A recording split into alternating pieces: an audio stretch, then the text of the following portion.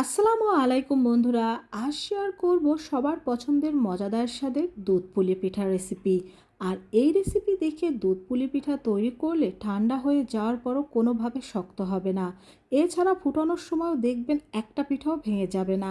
তো চলে যাচ্ছি রেসিপিতে। এখানে আমি 2 কাপ পরিমাণ আতপ চালের গুঁড়ো নিয়ে নিয়েছি, তার মধ্যে দিয়ে দিচ্ছি 1 কাপ পরিমাণ ময়দা। এখানে ভালো মানের আটাও ব্যবহার করা যাবে। তো এটাকে মিশিয়ে নিয়েছি। তো চুলায় একটি প্যান বসিয়ে তার মধ্যে পরিমাণ মতো পানি দিয়ে দিয়েছি লবণ। এখন পানিটা ফুটে উঠলেই এর মধ্যে চালের গুঁড়াটা আমি দিয়ে দেব। আর ভালোভাবে এই চালের গুঁড়াটা সিদ্ধ করে নেব।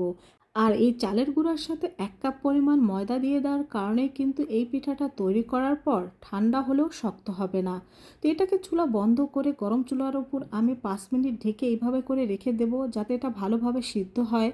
তো নারকেলের পুর তৈরি করে নেওয়ার জন্য এখানে আমি 2 কাপ পরিমাণ কোড়া নারকেল নিয়ে নিচ্ছি, তার মধ্যে দিয়ে দিচ্ছি খেজুরের গুড় আর দিয়ে দিচ্ছি 1/4 কাপ চিনি। এখানে শুধু খেজুরের গুড় দিয়েও কিন্তু আপনারা এই নারকেলের পুরটা তৈরি করতে পারেন, তবে শুধু চিনি দিয়ে কিন্তু করতে যাবেন না, তাহলে কিন্তু পিঠার টেস্ট একদম ভালো লাগবে না।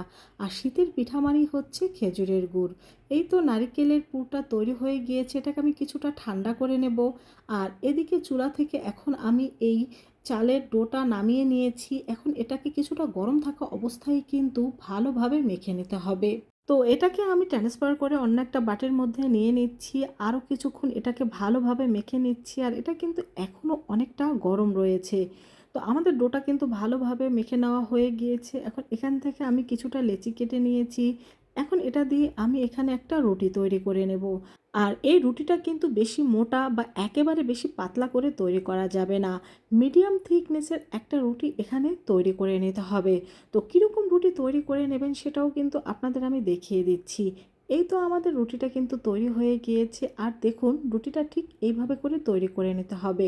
বেশি মোটা হলে খেতে ভালো লাগবে না, আবার অতিরিক্ত পাতলা হলে এটা জাল করার সময় ভেঙে যেতে পারে। তো এখানে আমি একটা কৌটার মুখ নিয়ে নিয়েছি। আপনারা চাইলে কুকি কাটার বা যে কোনো কিছু দিয়ে এইভাবে কিন্তু কেটে পিঠার শিটগুলো তৈরি করে নিতে পারেন। এই তো আমার পিঠার শিটগুলো কিন্তু কেটে নেওয়া হয়ে গিয়েছে। আর অতিরিক্ত যে রুটিটা রয়ে গিয়েছে এটা দিয়ে আমি পরে আবার রুটি তৈরি করে নেব। তো এখানে আমি 2 টেবিল চামচ পরিমাণ ময়দা নিয়ে নিয়েছি, তার মধ্যে পরিমাণ মতো পানি দিয়ে এখানে আমি পিঠার জন্য একটা আঠা তৈরি করে নিয়েছি। আর এই আঠাটা কিন্তু এরকম একটু ঘন করেই তৈরি করে নেবেন।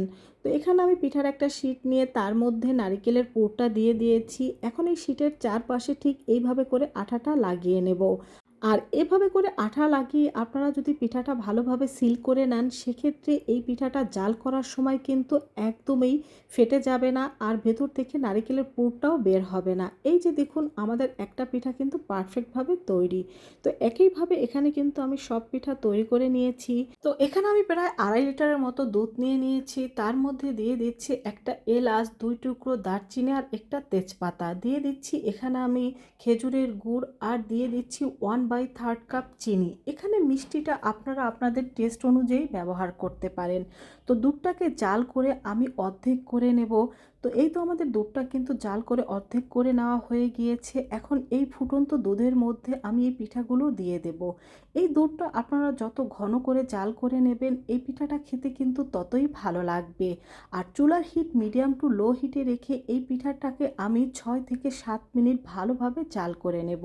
এই তো আমার পিঠাটা তৈরি হয়ে গিয়েছে। আর দেখেই বুঝতে পারছেন এখানে কিন্তু একটা পিঠাও ফেটে যায়নি, আর কতটা পারফেক্ট হয়েছে। তো এই রেসিপি ফলো করে তৈরি করলে দেখবেন পিঠা জাল করার সময় ফেটে যাবে না, আর ঠান্ডা হলেও কোনোভাবে শক্ত হবে না।